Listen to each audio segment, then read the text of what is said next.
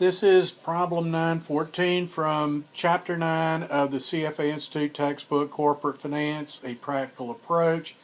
And this question is asking us about the DuPont system.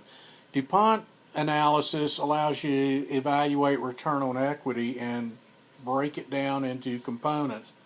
If you have net income over revenue, that is sales profitability.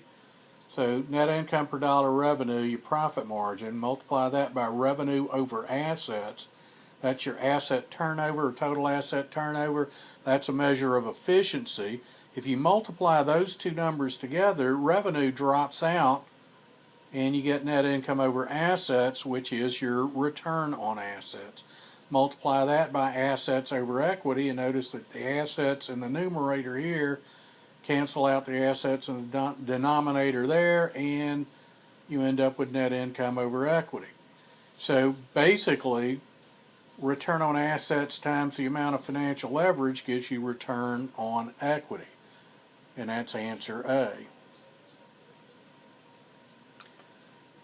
The profit margin is included, but the tax retention ratio and inventory turnover, that's not DuPont analysis. Gross profit, total asset turnover, and debt to equity ratio are similar in concepts. The gross profit margin is a measure of profitability, but it's not the bottom line measure.